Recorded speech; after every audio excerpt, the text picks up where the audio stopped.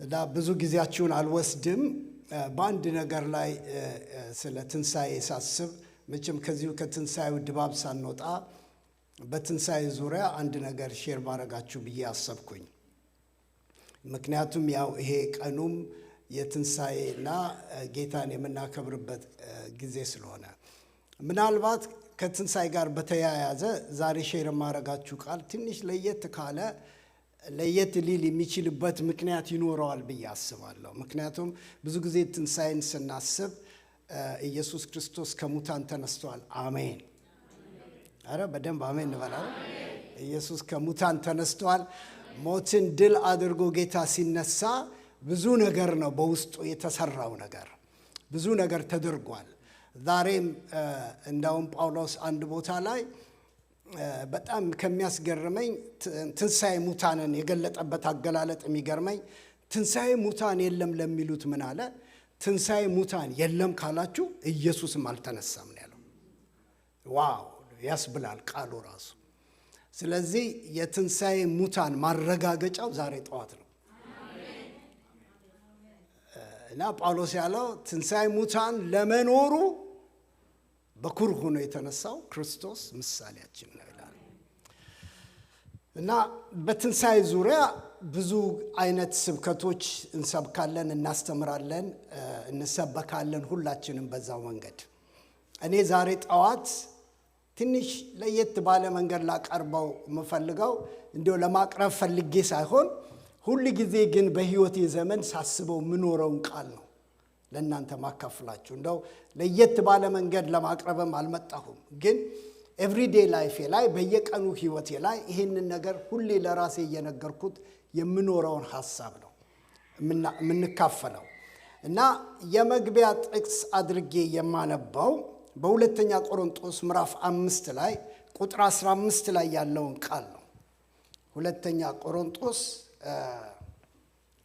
ይሄ ሐሳቤን በተወሰነ ደረጃ እንደ መግቢያ ስለሚገልጠው ሁለተኛ ቆሮንጦስ ምዕራፍ 5 ቁጥር 15 መደበኛ ትርጉሙን ነው የማነበው እኔ። በሕይወት ያሉትም ለሞተላቸውና ከሙታን ለተነሳላቸው እንጂ ከእንግዲህ ለራሳቸው እንዳይኖሩ እርሱ ስለ ሁሉ ሞተ ይላል። እንዴት የተወደደ ቃል ነው ይሄ ቃል! በጣም በጣም የተወደደ ቃል ነው ወገኖች። በሕይወት ያሉት እኛ ማለት ነው። አሁን ቀጥታ ወደ ስብከት ነው የምሄደው። ፓስተር ጸልዮልናል። ሌላ ጸሎት አልጸልይም። በዚሁ መንፈስ ነው ወደ እግዚአብሔር ቃል የምሄደው። ይህን ቃል እንደው ስብከት ሳይሆን የሚጠይቀው ይሄ ቃል ሪኳር የሚያደርገው አንድ ነገር ሕይወት ነው፣ መኖር ነው የሚጠይቀው በቃ። እና እኔ ትንሣኤን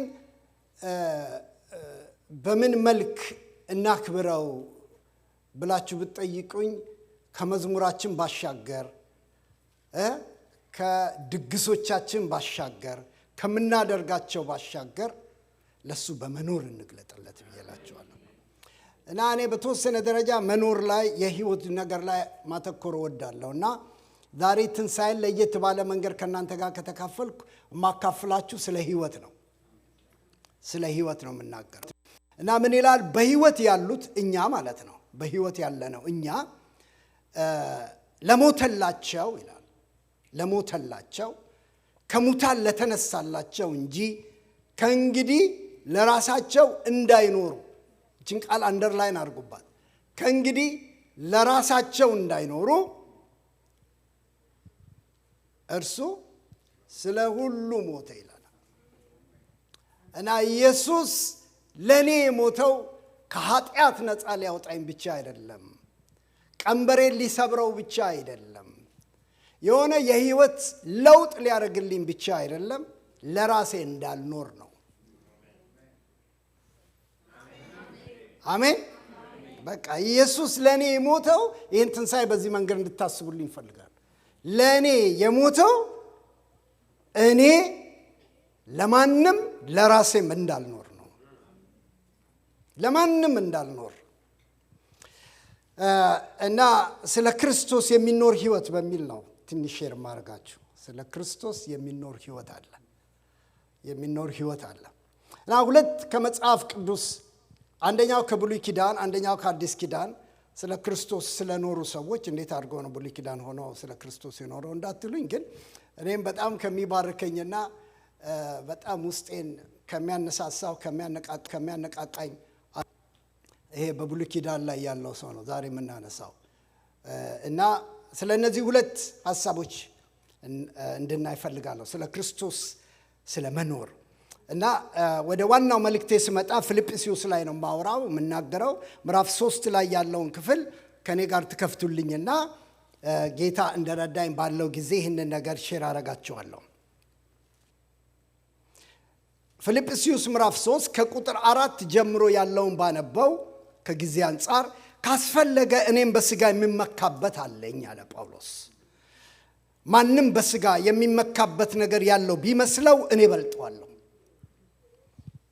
በልጠዋለሁ። በስምንተኛው ቀን የተገረዝኩ ከእስራኤል ዘር ከቢንያም ወገን የተወለድኩ ስሆን ከዕብራውያንም ዕብራውያን ነኝ። ስለ ሕግ ከተነሳም ፈሪሳዊ ነበርኩኝ። ስለ ቅናትም ከሆነ ቤተ ክርስቲያንን አሳዳጅ ነበርኩ። ሕግን በመፈጸም ስለሚገኝ ጽድቅ ከሆነም ያለ ነቀፋ ነበርኩ ይልና ቁጥር 7 ላይ ሽፍት ያደርጋል። ነገር ግን ብሎ ያፈርሰዋል እስካሁን ያወራውን ነገር። ይጠቅም የነበረውን ሁሉ አሁን ስለ ክርስቶስ ስል እንደ ጉድለት ቆጥረዋለሁ። ከዚህ በላይ እርሱም ብዬ ማንም ብዬ በሉልኝ፣ ማንም ብዬ እርሱም ብዬ ሁሉን ነገር አንዳንድ አይደለም ሁሉን ነገር የተውኩለትን ይላል። ሁሉን ነገር የተውኩለትን ወደር የሌለውን ጌታዬን ክርስቶስ ኢየሱስን ከማው ታላቅነት ጋራ ሳነጻጽር አሁንም ምን ይለናል? ሁሉን ነገር እንደምን እንደ ጉድለት ወይም እንደ ጉድፍ ቆጥሯል ይላል። ለእርሱ ስል በስማ ወደ 5 ጊዜ ይሆናል እዚህ ጋር ኢየሱስ ክርስቶስ የሚለው ጳውሎስ አይገርም? ለእርሱ ስል ሁሉን ምን ብያለሁ? አጥቻለሁ ይላል። ሁሉን አጥቻለሁ ክርስቶስን ምን እል ዘንድ አገኝ ዘንድ ሁሉን እንደ ጉድፍ እቆጥረዋለሁ። የሚገርማችሁ ወደ 5 አካባቢ በላይ ክርስቶስ ብቻ አላለም። 5 ጊዜ እዚች ጥቅስ ላይ አንድ ቃል ተጠቅሳለች። ሁሉም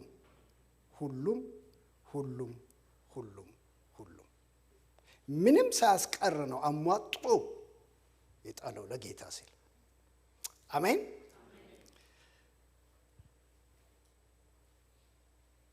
ቁጥር 9 ሕግ በመጠበቅ የሚገኝ የራስ ጽድቅ ኖሮኝ ሳይሆን በክርስቶስ በማመን ይኸውም ከእግዚአብሔር የሚመጣ ከእውነትም በሆነ ጽድቅ በእርሱ ዘንድ እንዳገኝ ነው ይለና ቁጥር 10 በጣም የተወደደው ክርስቶስንና የትንሣኤውን ኃይል እንዳውቅ በስቃው ተካፋይ እንደሆነና በሞቱም እርሱን እንድመስል እመኛለሁ። ለሙታን ትንሣኤ እንድደርስ እናፍቃለሁ። ይህን ካለ በኋላ ቁጥር 12 ላይ ይህን ሁሉ አግኝቻለሁ ወይም ፍጹም ሆኛለሁ ማለት አይደለም፣ ነገር ግን ክርስቶስ ኢየሱስ እኔን የራሱ ያደረገበትን በኋላ እናየዋለን። እንዴት አድርጎ ነው የራሱ ያደረገው?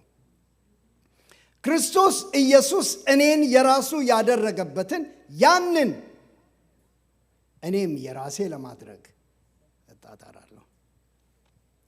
ወንድሞች ሆይ እኔ ገና እንዳያስኩት አድርጌ ራሴን አልቆጥርም።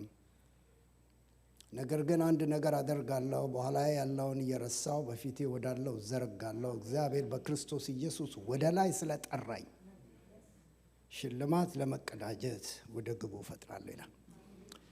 ገና አዲስ አማኝ ወይም አገልግሎት አካባቢ እያለው ዛሬ ወደ ጌታ የሄደ አንድ ትልቅ የእግዚአብሔር ሰው ብዙዎቻችንን ያሳደገ በኢትዮጵያ ቤተክርስቲያን ውስጥ አባት ከሚባሉት አንዱ ሰው ስለዚህ መልእክት መጀመሪያ ሲናገር የሰማሁት እሱ ነበር እና ምን አለ? ይሄን ሐሳብ አሁን ማወራውን ሐሳብ ሲገልጥ ምን ብሎ ገለጠው? ሐዋርያው ጳውሎስ አገልግሎት ከጀመረ ከ33 ዓመት በኋላ ነው ይሄን ቃል የተናገረው አለ። እኔ በዛ ሰዓት ይሄን ስሰማ ምናልባት እድሜ 23 ወይ 24 ዓመቴ አካባቢ ነው። አገልግሎት በጀመርኩባቸው ሰሞን ነበርና ቆም ብዬ አንድ ነገር ማሰብ ጀመርኩ። ሐዋርያው ከ33 ዓመት በኋላ ገና ምንም እንዳልያዝኩት አስባለሁ ነው የሚለው። ቆየት ብዬ ይህንን ክፍል ማጥናትና ወደ ሕይወቴ ሳመጣው የበለጠ ያስደነገጠኝና ያስገረመኝ the prison message ተብሎ የሚታወቀው ሐዋርያው ጳውሎስ በእስር ቤት እያለ ከጻፋቸው መጽሐፎች አንዱ ነው ፊልጵስዩስ። አሁን ፊልጵስዩስን መጽሐፍ ሙሉን ስታጠኑት ጳውሎስ ወደ መሞቻው ተቃርቦ አገልግሎት፣ ሚሽን፣ ሚኒስትሪ ምናምን የሚባሉትን በዘመኑ ሙሉ እየሮጠ የደከመባቸው ነገሮች ሁሉ ያበቁበት፣ በሱና በሞት መካከል አንድ እርምጃ ቀርተው ለመሰዋት ራሱን በሚያዘጋጅበት በዛ ወቅት ቆሞ አሁን የሚለውን ይህንን ነገር ሳስብ ዛሬ ቆሜ ወደ ኋላ እንዳይ ሳይሆን ወደፊት ያለው መንገዴን ዛሬ ማስተካከል እንዳለብኝ ገባኝ። ምንድነው የገባህ ብላችሁ ብትሉኝ ሕይወትና አገልግሎት መድረክ ላይ አያርቅም። ኢየሱስ አገልግሎቱን የጨረሰው መስቀል ላይ እንጂ መድረክ ላይ አይደለም። እግዚአብሔር ሕይወታችንንና አገልግሎታችንን የሚመዝንበት መመዘኛ በቆምንበት መድረክ ልክ ሳይሆን በኖርንለት የፈቃዱ ልክ እንደሆነ ገባኝ። ስለዚህ የመኖር ነገር አንድ ነገር በጣም እንድናስብ ዛሬ ጠዋት ለእናንተ የምነግራችሁ የመግቢያዬ ቃል ላይ ባነበብኩት መሰረት በሕይወት ያሉትም ለሞተላቸውና ከሙታን ለተነሳላቸው እንጂ ከእንግዲህ እንደው እኮ ለሌላ ነገር እንኳን ቢለን እሺ አይደል፣ ለራሳቸው እንኳን እንዳይኖሩ ነው ያለ። ዛሬ ይሄ ቃል የሚያስደነግጠው ሰው ያለ አይመስለኝም። አይደለም የሚያስደነግጠው ሰው ያለ አይመስለኝም። ግን ትንሽ ስለነዚህ ነገር ልናገር። ይሄ ስለ ክርስቶስ መኖር ማለት አሁን ስለ ትንሣኤው ጳውሎስ ስለ ትንሣኤ ሲያስብ ለትንሣኤው የሚመጥን ሕይወት ያስፈልጋል እያለን ነው። አሜን። እኔ ጋር ናችሁ አይደል? ለትንሣኤው ሕይወት የሚመጥን ሕይወት ያስፈልጋል ማለት ነው። ያ ሕይወት እንዴት ነው የሚገልጠው? ሁለት ሰዎች የኔን ቀልብ የሳቡትን ባለው ጊዜ ፈጠን ብዬ ላሳያቸው። ይህን ሳስብ መጽሐፍ ቅዱሴን ስቃይ አንድ ነገር በጣም ከነኩኝ ነገሮች በመጽሐፍ ቅዱስ ላይ ሁለት አይደንቲካል የሆኑ ሰዎች በሁለት ዲስፐንሴሽን ውስጥ የኖሩ፣ በሁለት የዘመን ርቀት ውስጥ የኖሩ፣ በሁለት በማይገናኝ አይነት ዘመንና ሁኔታ ውስጥ ግን በጣም አይደንቲካል በሆነ ህይወት ውስጥ የኖሩ ሰዎች አገኘው። ማን ነው አንዱ ብትሉኝ ሙሴ ነው። አሁን ሁላችን ይህንን ነገር ከመናገሬ በፊት ዕብራውያን ምዕራፍ 11 ላይ ትሄዱልኝና ባለውኝ ሐሳቤን በዚህ መንገድ ትንሽ ልግለጥላችሁ።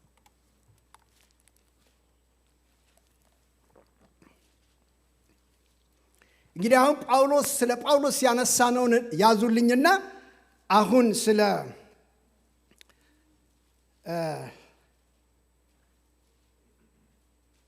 ሙሴ የምናየውን ደግሞ እናያለን። ምዕራፍ 11 የምታውቁት ክፍል ነው፣ አዲስ ክፍል አይደለም ማወራው።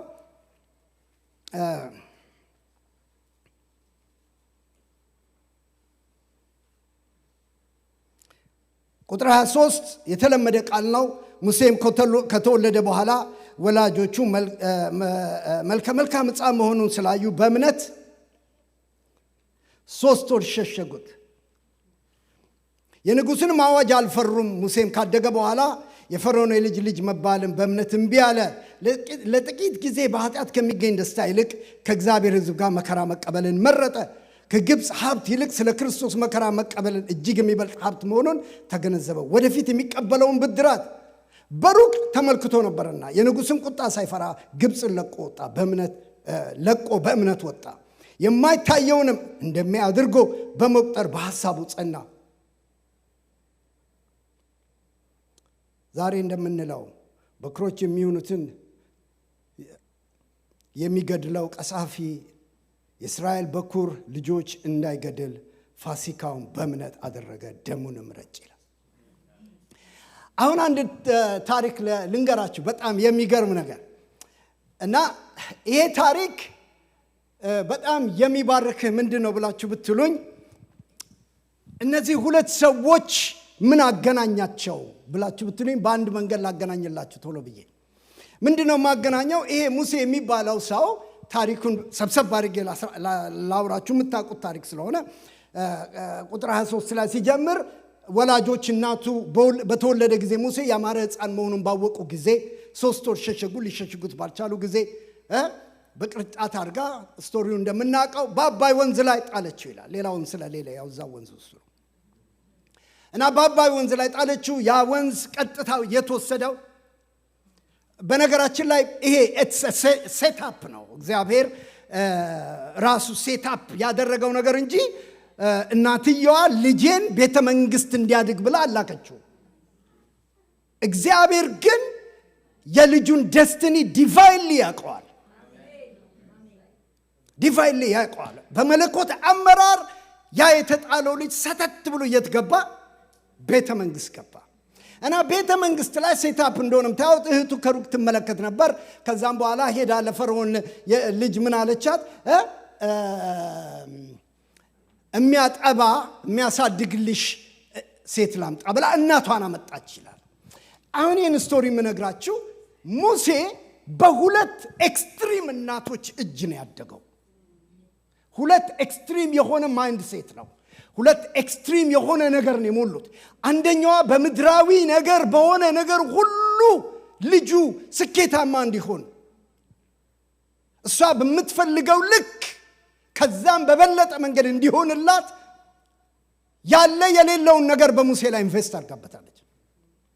እቺ ደግሞ አጋጣሚ በሚመስል ነገር ግን እግዚአብሔር በሴታፕ ያመጣት አሳዳጊ እናት የምትባለው በርዝ እናቱ እያሳደገች ስታስቀምጠው እግዚአብሔር ፈርዖን ቤት የከተተህ በዓላማው ነው።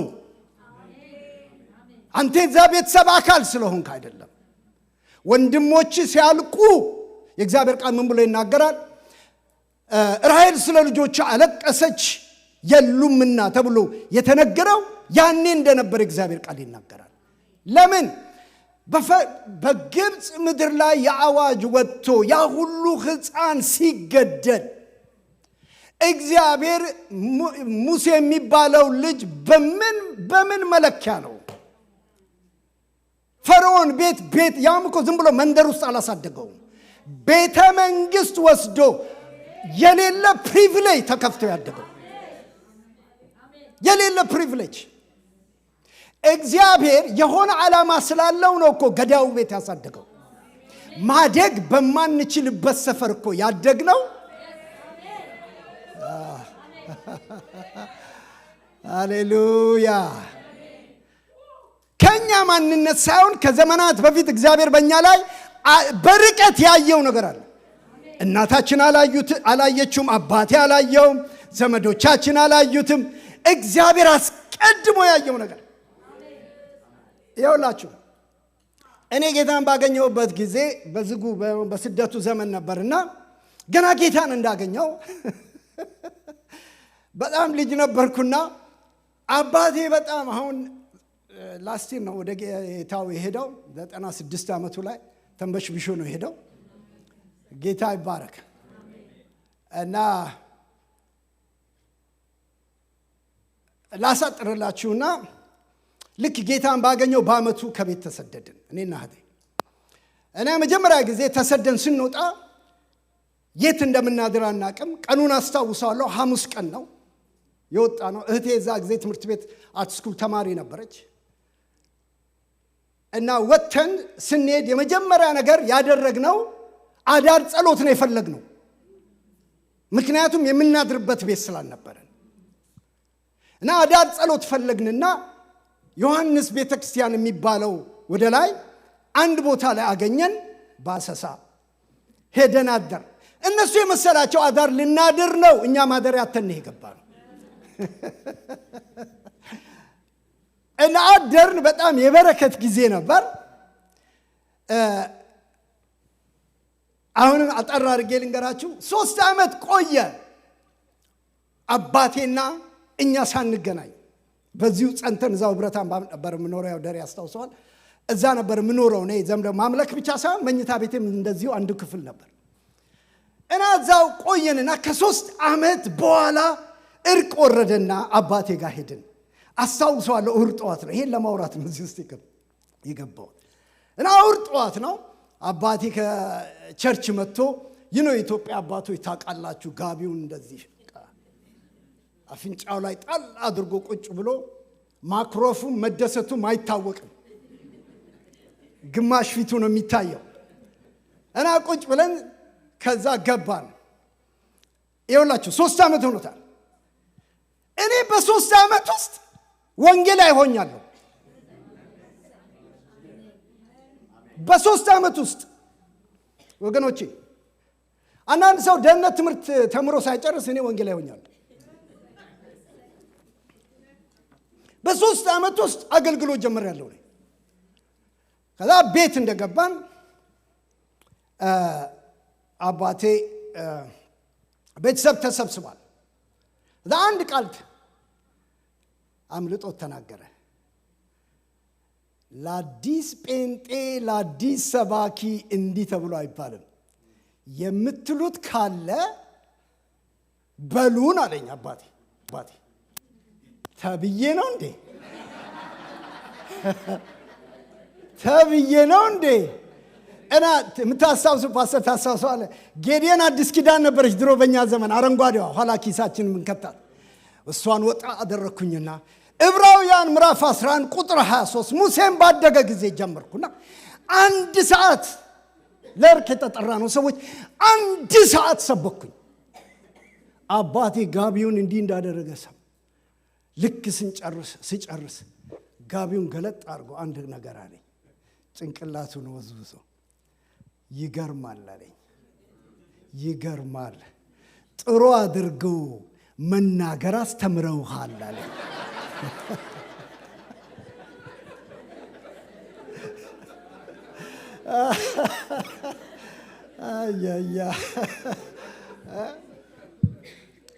ኤኒዌይስ ግን አንድ ነገር ቶሎ ብዬ ላምጣችሁና ልንገራችሁ። አሁን ለምን ከዚህ ጋር እንዳገናኘሁት ልነግራችኋለሁ። እና ይሄ ሙሴ በእንደዚህ አይነት ፕሪቪሌጅ በእንደዚህ አይነት እናት ማይንድ ሴት ነው ያደገው። እነዚህ 2 እናቶች አሳጥሬ ነው የምነግራችሁ። ኃይለኛ ኢንቨስትመንት ተደርጎበታል። ለምን ሙሴ በዘመኑ ከነበረው ትልቅ የአሌክሳንድሪያ ካለው ትልቁ ኮሌጅ እንደተማረም ጸሐፍት ይናገራሉ። መጽሐፍት እንደዛ አይነት ነገር ያወራሉ። በሚሊተሪ ሳይንስ በጣም የሰለጠነ ሰው እንደነበረ፣ እንደውም አንዳንድ ጸሐፊዎች እንደሚናገሩ በዛ ዘመን የነበረውን ከኢትዮጵያ ጋር የነበረውን ጦርነት የመራው ሙሴ ነበርና በዚህ ጦርም ሰክሰስፉል ስለነበረ ዝናው እጅግ ገዘፈ ተብሎ የሚወራለት ሰው ነበር በዘመኑ ማለት ነው። ታዲያ ይሄ ሙሴ በውስጡ አንድ ሌላ ማንነት አብሮ ተሰርቷል። ያ ማንነት ምንድነው? በዚህ ሁሉ ስኬት ውስጥ፣ በዚህ ሁሉ መከናወን ውስጥ፣ በዚህ ሁሉ ሆታ ውስጥ፣ በዚህ ሁሉ ከፍታ ውስጥ ያንተ ቦታ እሱ አይደለም የሚለው ድምፅ አለ። አንተ የምትኖርለት ሌላ ህይወት አለ የሚለው ነገር አለ። ሌላ ህይወት አለ። ሌላ ህይወት አለ። እግዚአብሔር ይህንን ሁሉ በረከቶች፣ እነዚህን ሁሉ ነገሮች ከፍቶ በሌሎቹ ዘመዶችና ወገኖች ህይወት ያልሆነው ነገር ላንተ የሆነው አንተ ላይ ከፍ ያለ ሌላ ሐሳብ አለ። የሰማኛለ ዛሬ ጠዋት አንተ ላይ አንድ ከፍ ያለ ነገር አለ። ከፍ ያለ ነገር አለ አለው።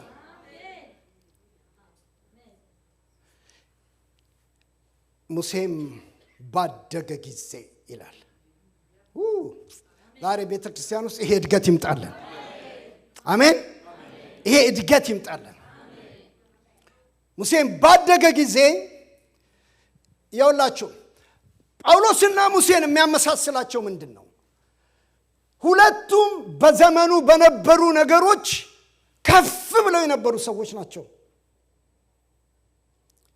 ይሄ ጳውሎስ በጣም ከሚገርመኝ ነገር በኋላ መጥቼ ነግራችኋለሁ። በጣም ትምክተኛ ነበር ጳውሎስ። በነገራችን ላይ በሚገርም አይነት ትምክት ቢሏችሁ ትምክት ቢሏችሁ ትምክት። አንድ በኋላ ማሳያችሁ ነገር አለ። እንደውም በጣም ከገረመኝ ነገር ጳውሎስ ይሄን በማለቱ የሚመካ ቢኖር በእግዚአብሔር ይመካ ማለቱ። የሚመካ ቢኖር በእግዚአብሔር ይመካ ማለቱ ጳውሎስ ይገርመኛል። ምክንያቱም በጣም ብዙ ትምክቶችን እንክትክት አድርጎ ሰብሯል። ብዙ ትምክቶችን ሰባብሯል። እንደው አንድ ነገር ይዩልኝ ዛሬ እኔ ከጳውሎስም በላይ ነፍሴን የሚነካኝ ሙሴ የሚባለው ሰው አንድ ነገር አለው። ስለ ሙሴ ምን ይላል? ሙሴም ባደገ ጊዜ ይለናል። 4 ውሳኔዎችን ወሰነ። ቶሎ አፍጥኜ ልንገራችሁ። 4 ውሳኔዎችን ወሰነ ባደገ ጊዜ። ባደገ ጊዜ መጀመሪያ ያደረገው ነገር ምንድነው ብላችሁ ብትሉኝ ወደ ወገኖቹ ተመልሶ መጣ ይለናል። ይሄ ወደ ወገኖቹ መጣ የሚለው ነገር የሎኬሽን ቼንጅ አይደለም፣ የሰፈር ቼንጅ አይደለም። ልጁ ወደ ዲኤንኤው ነው የተመለሰው። ወደ ዘላለማዊ ጥሪው ነው የተመለሰው። ወደ እግዚአብሔር ሐሳብ ነው የተመለሰው። እኔ ዛሬ ጠዋት በዚህ በትንሳኤ ወደ ሐሳቡ የሚመልሳችሁ ሰዎች አላችሁ።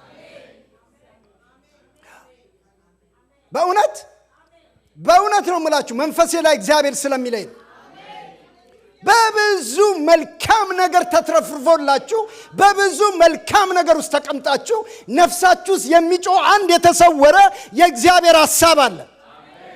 መቼ ነው ሆኗል እኮ እናንተ እኮ ያላችሁበት ነገር ጥግ ደርሶ እናንተ ነፍስ ውስጥ ግን መቼ ነው የሚል ጥያቄ ያለው ሰው አለ እዚህ ቤት ውስጥ። መቼ ነው?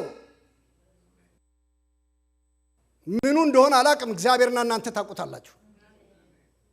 ውስጤ ግን የሚነግረኝ አንድ ነገር አለ። መንፈሴ የሚነግረኝ አንድ ነገር አለ። ዛሬ አንድ ከለላ ዞር ብሎ ከፊታችሁ ካታፓሼ ካሮባዶስ ሃሌሉያ።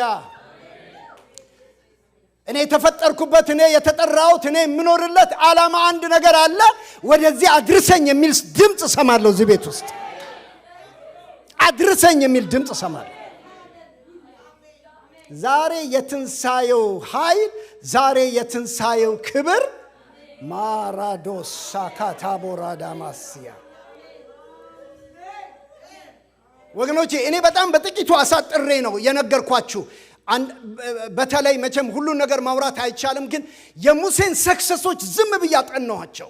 የተለያዩ ጸሐፊያት የሚናገሩትን ሰውየው የደረሰበትን ከፍታ በሙሉ አየሁኝ። በአንድ ቃል ሁሌ ስንሰበከው እንደምንኖረው the next ፈርዖን ሆኖ ቤተ መንግስት ውስጥ በዚህ ሁሉ ስኬት ውስጥ ያለ ሰውየው ግን አንድ ነገር አይኑ በራና ምን አለ? 4 ወደ ወሰናቸው ውሳኔ በፍጥነት ልምጣላችሁ። የመጀመሪያው ያለው ምንድነው? ባደገም ጊዜ የፈርዖን የልጅ ልጅ እንዳይባል እምቢ አለ። ዛሬ ይሄ መንፈስ የሚያገኛችሁ ሰዎች አላችሁ። ክርስትና ጉልበቱ እምቢ ማለት መቻል።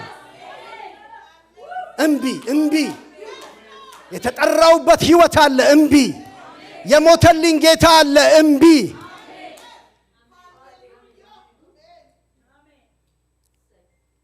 በህይወት ያሉትም ለሞተላቸው ከሙታን ለተነሳላቸው ለእርሱ እንጂ ለራሳቸው እንዳይኖሩ እርሱ ስለነሱ ሞተ።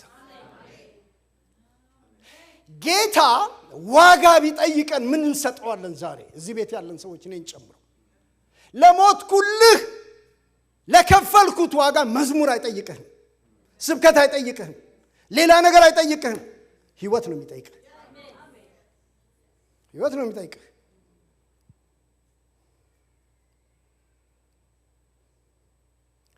እነዚህን ሁሉ የምናደርግ ሰዎች ገንዘባችንን የምንሰጥ ሰዎች፣ ጊዜያችንን የምንሰጥ ሰዎች፣ ቤታችንን የምንሰጥ ሰዎች፣ ሁሉ ነገር አለን የምንለውን ነገር ለጌታ የምንሰጥ ሰዎች እግዚአብሔር ይባርካችሁ። ነገር ግን ከሁሉ በላይ እግዚአብሔር የሚፈልገው ህይወት ነው። ህይወት ነው። ሙሴን እንደወደው ካደረገኝ አንድ ነገር ቅድም እንዳልኳችሁ ባደገም ጊዜ ይሄን ህይወት እምቢ አለ። በጣም የሚገርም ነገር ነው እናንተ። እምቢ አለ። እንዴት እንደገባኝ አላውቅም። ጌታ ይሄን መንፈስ እናንተ ውስጥ ይጨምርላችሁ። ባሰብኩት ቁጥር ያስደስተኛል፣ ይባርከኛል። ይሄን ህይወት እምቢ ለማለት ያስቸግራል። ሙሴ ያለበትን ህይወት እምቢ ለማለት ያስቸግራል። ምክንያቱም የውላችሁ አንድ ክፍል ሳነብ ስለ ሙሴ በጣም ከሚገርመኝ ነገር እዚህ ውስጥ እንዴት እንደምከተባላ ግን በጣም ከሚገርመኝ ነገር የእስራኤል ህዝብ አንድ ቦታ ላይ ጣዖት የሰሩበት ቦታ ትዝ ይላችኋል። ድንኳኑን ከሰፈር ውጭ አወጣና ተከለ ይላል። ድንኳኑን ተክሎ ብቻውን ወደ መገናኛው ድንኳን ገብቶ እግዚአብሔርን የጠየቀው ጥያቄ ነው ነፍሴን የሚያጮሃል። ምንድነው የጠየቀው? ከጠየቀው አንድ ጥያቄ በጣም የሚገርመኝ ነገር አንድ ነገር ይላል። በእኔ ተደስተህ እንደሆነ በምን አውቃለሁ?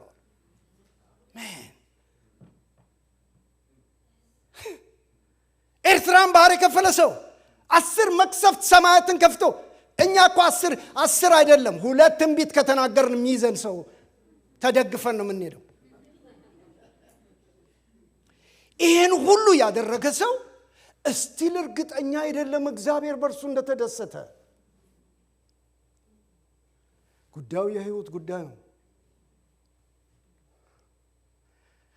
ለምን ሙሴን ጠየቁ ብላችሁ ብትጠይቁኝ ጌታ አንድ ጊዜ ሲያስተምረኝ ሙሴ እኮ ግብፅን ለቆ የወጣው ከነዓን ለመግባት አይደለም። ዲላ ባጋዶሳ ቶሬስ ከነዓን ለመግባት አይደለም። ማንም የሚወርሰውን ህይወት ለመውረስ አይደለም። ማንም የሚኖረውን ኑሮ ለመኖር አይደለም። ሁሉን ነገር የተውኩለት ያለው። በነገራችን ላይ በኋላ ባለኝ ደቂቃ ተመልሼ እነግራችኋለሁ። ሐዋርያው ጳውሎስ ሁሉን ወደር የሌለውን የክርስቶስ ኢየሱስን ፍቅር አውቅ ዘንድ የትንሣኤውን ኃይል እለማመድ ዘንድ ሁሉን ጣልኩ ያለው በምትኩ ሌላ ነገር እንዲሰጠው አስቦ አይደለም። በቃኝ አለ። ሞቱ በቃኝ፣ ህይወቱ በቃኝ።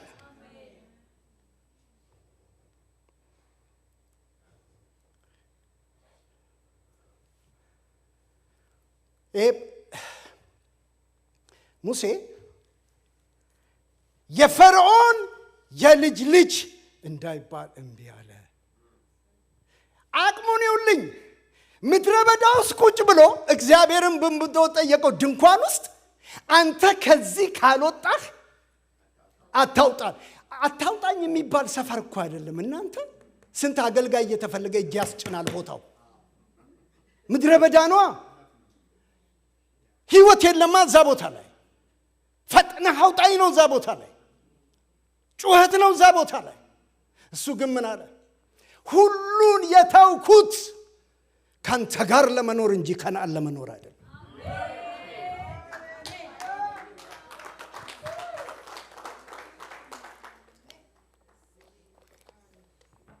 ሁሉን የጣልኩት ያስጣለኝ አንድ እውነት ስላለ ነው። አይኔ በርቶ ነው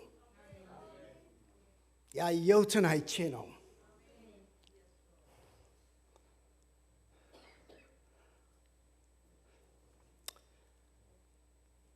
እምቢ አለ። ስንት ዘመን እላው ላይ ያን ሁሉ ነገር ኢንቨስት ያደረገችበትን እናቱ በዛ መንፈስ ያሳደገችውን እናቱ እቺ ኢንቪዚብል የሆነችዋ አሳዳጊ የተባለችዋ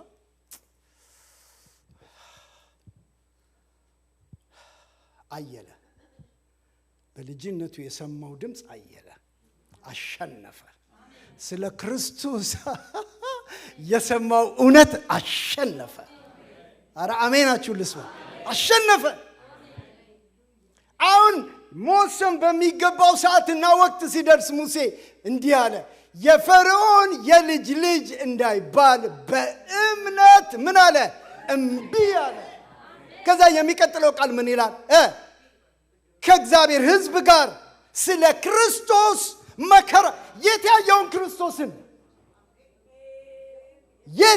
ክርስቶስን? ማን የሰበከውን ክርስቶስን? የማይታየውን እንደሚታይ አድርጎ አይቶ ነበር ይላል። አንድ ነገር አይቷል። የሰማኛል። አንድ ነገር አይቷል። እኔ ጊዜ የለኝም። አንድ ነገር ልንገራችሁ። እኔ በጣም የሚመስጡኝ የብሉይ ኪዳን ሰዎች አንዱ ምንድነው መሰላችሁ? ይሄ ላይፋቸው ነው። እግዚአብሔርም ወደ አብርሃም መጥቶ አሕዛብ ባንተ ይድን ዘንድ ብሎ ወንጌልን ለአብርሃም ምን አደረገለት ይላል? ሰበከለት። የትኛውን ወንጌል ሰበከለት? ወንጌል እኮ የክርስቶስ መወለድ ነው። ወንጌል እኮ የክርስቶስ ሞት ነው። ወንጌል እኮ የክርስቶስ ትንሣኤ ነው። ወንጌል እኮ የክርስቶስ ዳግም ምጽአት ነው። አብርሃም የትኛውን ክርስቶስን የተሰበከው? ልጁን በሚሰዋበት ጊዜ ዮሐንስ ወንጌል ላይ የእግዚአብሔር ቃል ምን ይላል? ጌታችን ኢየሱስ ክርስቶስ አብርሃምም ቀኔን አይቶ ምን አለው ይላል? ደስ አለው ይላል። እኮ በጣም እኮ አንዳንዱ ነገር መንፈሳዊ ነገር እኮ ለፍጥረታዊ ሰው ራስ ያዞራል። አብርሃም ዘፍጥረት 22 ላይ ቁጭ ብሎ እንዴት አድርጎ ነው ዮሐንስ ወንጌል የገባው? አብርሃምም ይላል ቀኔን አይቶ ምን አለው ይላል? ደስ አለው ይላል። ልጁን ሊሰዋ ቢላውን ሲያነሳ እግዚአብሔር ምን አለው? ያንተ ልጅ ሳይሆን የኔ ልጅ ነው የሚሰዋው አለው። ሃሌሉያ! ያንተ ልጅ አይደለም የኔ ልጅ ነው የሚሰዋው። አብርሃምና እግዚአብሔር ልጅ ተለዋወጡ።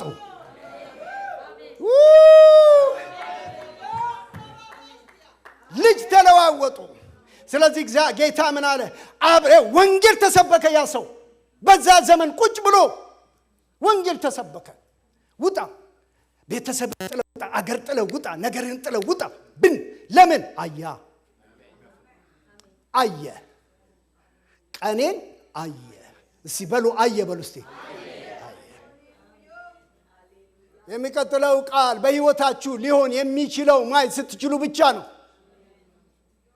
ሰውየው እዛ ቁጭ ብሎ ስለ ክርስቶስ መከራ መቀበልን ምን አለ ይላል? መረጠ። በግብፅ ከሚገኝ ደስታ ይልቅ ዙሪያውን ቤተ መንግሥት የከበበውን ነገር አየና፣ ሰውየው ግን ዛሬ የምናወራውን ቀን አያት። ሙሴ አየ፣ ያንን ተራራ አየ። ወገኖቼ መንፈሳዊነት ጉልበቱ አይን መብራት ላይ የልቦናችሁ አይኖች ቢበሩ ያለለስ አብርሃም እዛ ጋር ቆሞ አይኑ ሲከፈት ያየው ማን ነው? ሙሴ ተራራውን አየ። የትኛውን ተራራ በለኝ? ዛሬ ጠዋት ሌሊት ላይ ተነስቼ እየጸለይኩ ይህን ክፍል እንደገና እያነበብኩት ሉቃስ ላይ አለላችሁ ምዕራፍ 9፣ ማቴዎስ ወንጌል 16-17 ላይ አለላችሁ። ኢየሱስ ክርስቶስ ጴጥሮስ፣ ያዕቆብ፣ ዮሐንስን ከ12ቱ 9ን ትቶ 3ቱን ብቻ ወደ ረጅም ተራራ ይዟቸው ወጣ ይላል። የሆነ ግሎሪ ሊያሳያቸው እዛ ተራራ ላይ በወጣ ጊዜ በረጅሙ ተራራ በደብረ ታቦር ተራራ ክብሩ በሚገለጥበት ተራራ ላይ ድንገትም ደመና መጥቶ ጋረዳቸው። ከሰማይ ድምፅ መጣ። በዛም ቦታ ማናማ ሙሴና ኤልያስ ተገልጠው ቆመው። ያስደነቀኝ ነገር ምንድነው ብላችሁ ብትሉ ሉቃስ 9 ላይ ምን ይላል? እነ ሙሴ ያወሩት ነገር ነው ያስገረመኝ። ያወሩትም የነበረው በኢየሩሳሌም ስለሚደርስበት መከራ ነበር ይላል። ደሴም ሙሴ ነው ማውራው። ደሴም ሙሴ ግብፅን የለቀቀው ይሄን አይቶ ነው።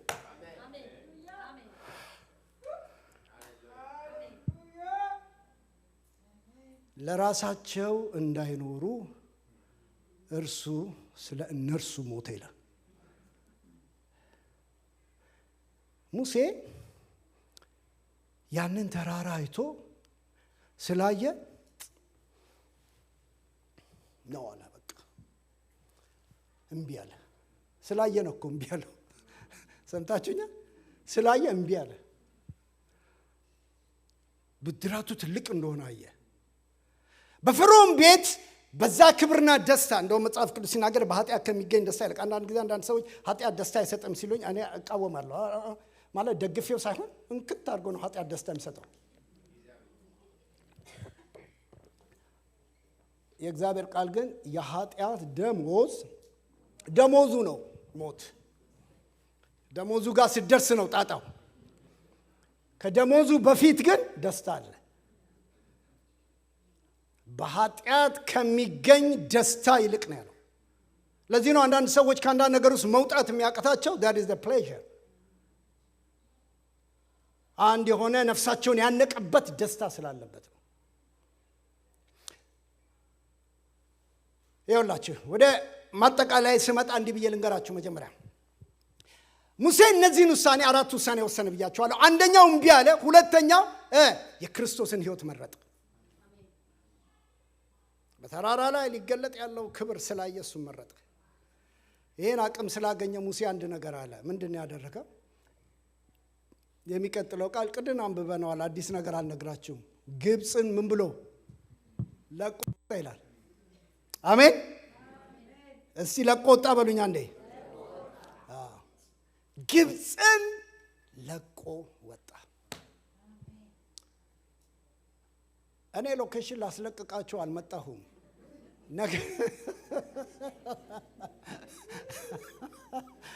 ግን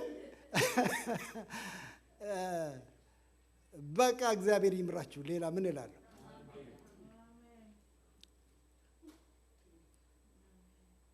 እግዚአብሔር ከሌለበት ህይወት ውስጥ፣ ሰላሙ ከሌለበት ህይወት ውስጥ፣ ቃሉ ከሌለበት ህይወት ውስጥ፣ ክብሩ ከሌለበት ህይወት ውስጥ ወገኖቼ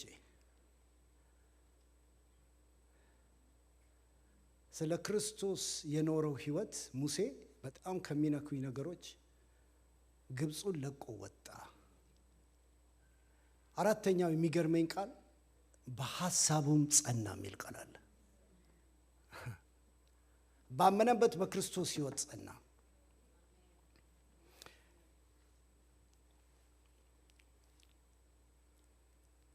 ወደ ፊልጵስዩስ ልመልሳችሁ፣ ወደ ጳውሎስ ልመልስና ሐሳቤን በዛ ዙሪያ ልጠቅልለው።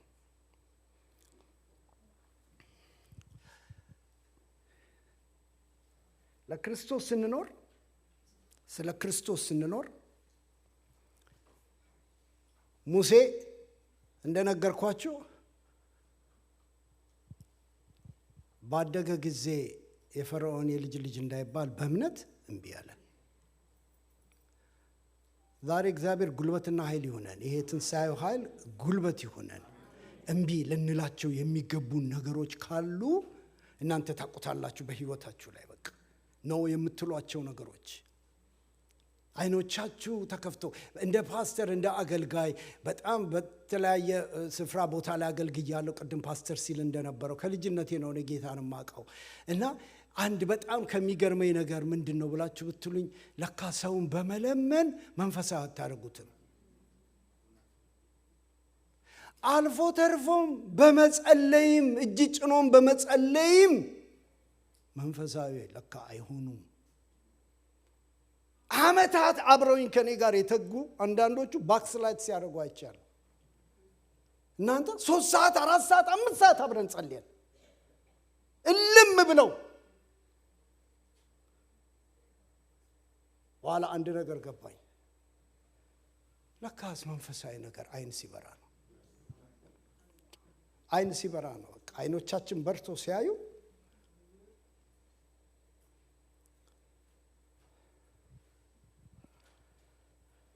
ወደ ተነሳውበት ላምጣችሁና የሐሳቤን ማጠቃለያ ላድርገው። ምዕራፍ 3 ላይ ፊልጵስዩስ ማለቴ ነው። ምዕራፍ 3 ላይ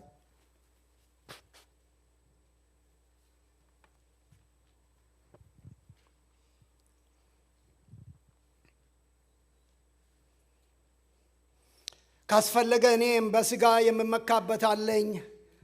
ማንም በስጋ የሚመካበት ነገር ያለው ቢመስለው እኔ በልጣለሁ። በ8ኛው ቀን የተገረዝኩ ከእስራኤል ወገን ከቢንያም ወገን የተወለድኩ ስሆን ከዕብራውያን ዕብራዊ ነኝ። ስለ ሕግ ከተነሳም ፈሪሳዊ ነበርኩኝ። ስለ ቅናት ከሆነም የቤተ ክርስቲያን አሳዳጅ ነበርኩ። ሕግን በመፈጸም ከሚገኝ ጽድቅ ከሆነም ያለ ነቀፋ ነበርኩ። የሚገርማችሁ እዚህ ጋር ጳውሎስ ወደ 7 ነገሮች ባጭሩ ያነሳል። የሚያነሳው በልጣለሁ። ቀደም ብያቸዋለሁ። ጳውሎስ በጣም ትምክህት ከሚቆጠሩባቸው ነገሮች አንዱ እኔ ነኝ አለ። በመገረዝ በልጣለሁ። እነዚህ ይበልጣሉ የሚላቸው ነገር በዛ ዘመን የሚያስበልጡ ናቸው። በመገረዝ በልጣለሁ፣ በዘር በልጣለሁ፣ ከተሻለ ቤተሰብ በመወለድ በልጣለሁ፣ በንጽህና ያውም ደግሞ ንጹህ ዕብራዊ ነኝ ያልተቀላቀለብኝ፣ ሕግን በማክበር ፈሪሳዊ ነበርኩ፣ በቅናት ለእግዚአብሔር በመቅናት ቤተ ክርስቲያን እስከ ማሳደድ እበልጣችኋለሁ፣ ጽድቅን በመጠበቅ ያለ ነቀፋ በመሆን እበልጣለሁ። እኔ ይህንን ክፍል ሳጠና በሕይወቴ ላይ የምመኘውን ነገር እግረ መንገዴ ልንገራችሁ። ሰዎች በብዙ ነገር ቢበልጡኝ ብዙ ግድ የለኝም። ለምን እንደሆኑም አላውቅም። በብዙ ነገር ሰዎች ግድ የማይለኝም ነገር ደግሞ ኦፍኮርስ ሊበልጡኝ ይችላሉ። የማይበልጡበት ምን ምክንያት አለ? አይደለም በቃ መፍቀድ አለባቸው። አንዳንድ ጊዜ ሁሌም ባትፈቅዱ ማለት ነው። መበለጥን አንዳንድ ጊዜ ፍቀዱ፣ ግድ የለም። እኔ ግን በሕይወቴ ሁሌ ብዙ መድረክ ላይ እለዋለሁ፣ የማልፈቅደው በሕይወቴ አንድ ነገር አለ። ሰዎች ጌታን ከኔ በላይ ሲወዱ አልፈቅድም። እውነቴን ነው የምላችሁ። ከኔ በላይ የተሰጡ ከመሰለኝ አልፈቅድም። ምን ታደርጋቸዋለሁ እንዳትሉኝ፣ ነገር ግን በልጦ ለመገኘት እጋደላለሁ። ስምዖን የሚባለው ፈሪሳዊ አንድ ቀን ኢየሱስን ቤቱ ግብዣ ጋበዘ። ኦፍኮርስ ኢየሱስ በሚሄድበት ጊዜ ከነዛው 12ቱን ደቀ መዛሙርት አስከትሎ ነው የሚሄደው። ግጥም ብሎ ቤቱን ሞልተው ተደርድረው ሳለ አንዲት አመንዝራ የምትባል ሴት ድንገት ግብዣው ላይ ያልተጠራች ሴት ሰብራ ገባች። አቤት አንድ ሰውማ አቀማመጣቸውን በዘመኑ የነበረውን ሴት ሲናገር እንደኛ ጠረጴዛ ወንበር ላይ አይደለም የሚቀመጡት። ኢየሱስ ጋር ለመድረስ ማለፍ ያለባት ብዙ አይን ነበረ፣ ኢንክሉዲንግ ይሁዳ። ነገር ግን በጣም የገረመኝ ነገር ኢየሱስ እግር ላይ ወድቃ እግሩን እየሳመች እያለቀሰች በፀጉሯ ስታብሰው የቤቱ ባለቤት ስምዖን መበለጥ ማለት ይሄ ነው። ከጎናቸው ያለውን ሰው አይብለጡ በገዛ ቤትህ በሉት። አይብለጡ በገዛ ቤትህ። አትበለጡ ወገኖች፣ አትበለጡ። እቺ ሴት ማን እንደሆነች ቢያቅ ኖሮ ብሎ ገና ተፈላስፎ ሳይጨርስ ጌታ እንዲህ አለው። ስምዖን አለው፣ በአይሁድ ከስተም እኔ ወደ ቤት ስመጣ እንደኛ ሀገር ባህል ለእግሬ እንኳን ውሃ አላቀረብክልኝ ማለት በለጠችህ።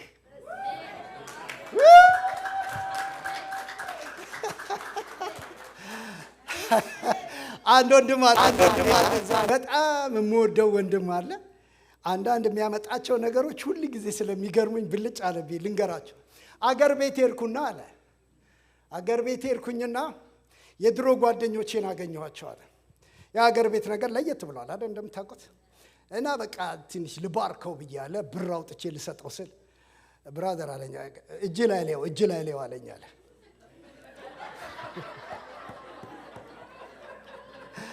እጅ ላይ ሌው አለኝ አለ። አሳየሁት አለ ሳላውጥ። ከዛ ከቬጋስ ሄደ እሱ ጓደኛ አለ። ስሙን ጠራውና እንትና ከቬጋስ መጥቶ በልጦሻልና ብለጭው አለኝ።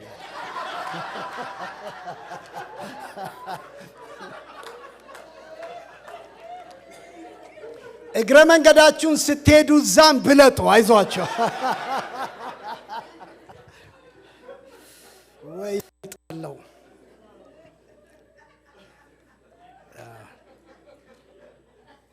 ይኸውላችሁ። በጣም ከሚገርመኝ ነገር ምንድነው ብትሉኝ፣ ጌታ ምን አለው? በለጠች አለው። እንባዋን በማፍሰስ በለጠች። ሃሌሉያ። ጸጉር ለሴት ልጅ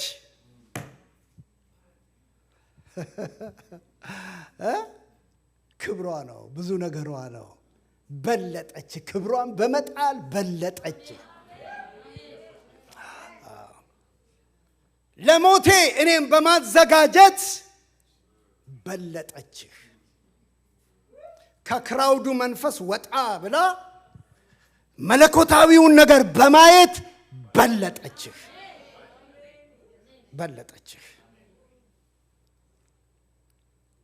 ጳውሎስ በልጣለሁ ያለውን ነገር እንደው እኔ ጊዜ ስለምፈጅባችሁ ይሄ ልተውና ሁለተኛ ቆሮንቶስ ላይ ምዕራፍ 11 አካባቢ ሂዱና ጳውሎስ እበልጣለሁን እንዴት እንደገለበጠው እዩልኝ። መርከብ በመሰበር እበልጣለሁ፣ በስደት እበልጣለሁ። እዚህ ጋር እኮ ሌላ ነው እበልጣለሁ ያለው፣ ተገለበጠበት። በመከራ እበልጣለሁ፣ ስደት እበልጣለሁ። እበልጣችኋለሁ ዛሬ ይገልበጥላችሁ። እበልጣለሁ አለ። በብቸኝነት እበልጣለሁ። እንደው እናንተ ሄዳችሁ አንብቡት። እኔ ጊዜ የለኝም ብያቸዋለሁ። እኔ 24 ጊዜ ይሄን 7 እንደጻፍኩት 24 ጻፍኩ። 24 ጊዜ እበልጣለሁ የሚለው ይሄን ካለ በኋላ ነው። ነገር ግን አለ ይጠቅም የነበረውን ሁሉ የማይጠቅም ሆኖ ሳይሆን ይጠቅም የነበረውን ሁሉ አሁን ስለ ክርስቶስ ስል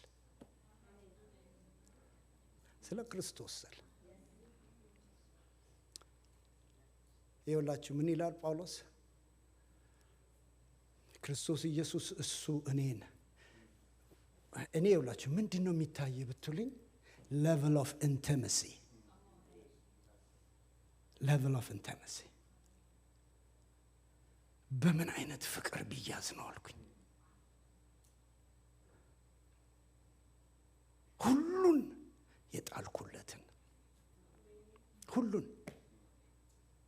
ሁሉን የጣልኩለትን ክርስቶስ ኢየሱስ እኔን የራሱ ያደረገበትን ያንን እርሱን እኔ ለመያዝ እፈጥናለሁ።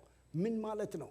እሱን 2 ላይ ሄዳችሁ አንብቡ ቤታችሁ። ምዕራፍ 2 ላይ ኢየሱስ ክርስቶስ እርሱን የራሱ እንዴት እንዳደረገ ሲናገር ራሱን ባዶ አደረገ፣ ዝቅ አለ፣ ሰው ሆነ፣ ለመስቀል ታዘዘ። ዘረዘራቸው አይደለም? በዚህ መንገድ ነው ኢየሱስ እኔን የራሱ ያደረገዋል። ትንሣኤን ስታከብሩ ዛሬ ትንሣኤን ስናከብር ከዚህ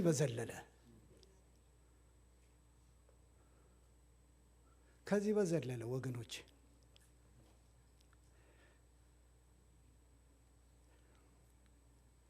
እርሱን ከማወቅ ታላቅነት ጋር ሲነጻጸር ሁሉን እንደ ጉድለት ቆጥራለሁ።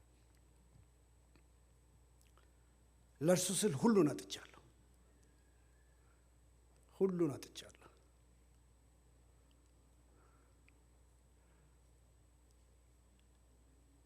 ለዚህ ህይወት የሚከፈል ነገር ኪሳራ አይደለም። እውነቴን ነው የምነግራችሁ፣ ኪሳራ አይደለም።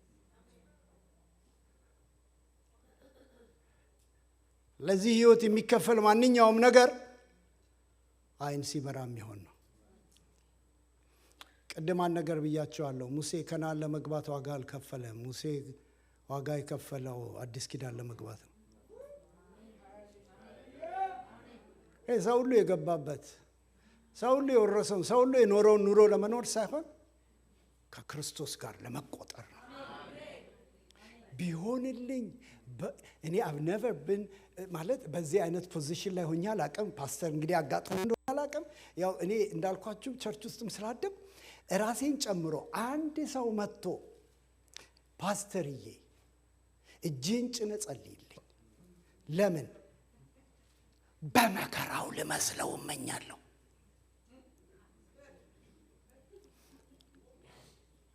በሞቱ እንድመስለው ጸልይልኝ የሚል ሰው ሰምቼ አላውቅም። ግሎሪ ግሎሪ ነው፣ ግሎሪ ግሎሪ ነው። በቃ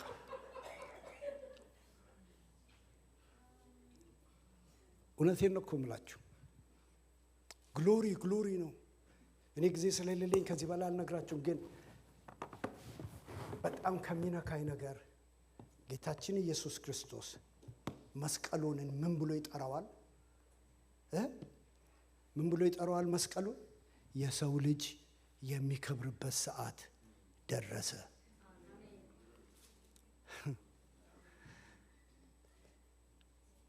በተለይ አንድ ቃል አለ በጣም ይነካኝ።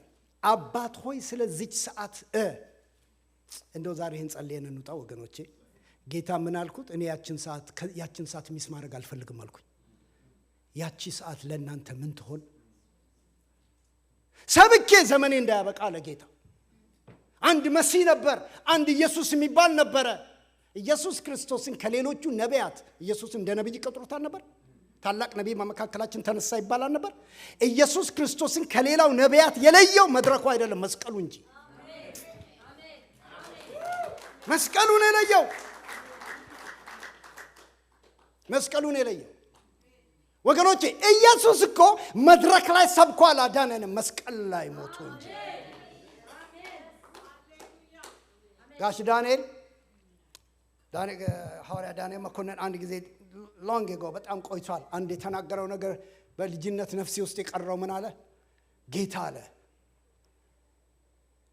ክብሩን በስውር ለሶስቱ አሳያቸው፣ ሲወርዱም ለማንም አትናገሩ አላቸው አለ። ውርደቱን ግን ለዓለም በአደባባይ ያሳየ ይላል። በማናችንም ፕሮፋይላችን ላይ መስቀላችን የለም። እንደውም አንድ ጊዜ በጣም መንፈስ ቅዱስ ሲናገረኝ ያስደነቀኝ፣ መድረክ ላይ እኮ ዛሬ የምናቃቸው ሰዎች መስቀል ላይ አናቃቸው። ፖለቲካ አይደለም እያወሩ ያለሁት።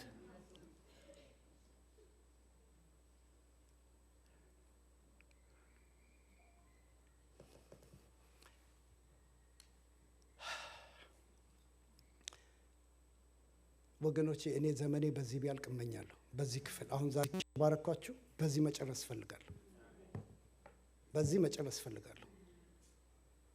ምክንያቱም ሐዋርያው ጳውሎስ ይህን ሁሉ ነገር አድርጎ ይህን ሁሉ መጽሐፍ ጽፎ ይህን ሁሉ አብያተ ክርስቲያናት መስርቶ መጨረሻ ቆሞ የነገረ ነው። በመቃብሩ በመሞቻው ማገር ቢሆንልኝ በሞቱ ልመስለው እመኛለሁ። ከጨረስኩ እንዲሆኝ ልጨርስ፣ ከጨረስኩ በሌላ መንገድ አልጨርስ፣ ከጨረስኩ እሱም መስዬ ልጨርስ። አሜን። ተነስተን እንቆምና እንጸልይ። ሃሌሉያ ሃሌሉያ።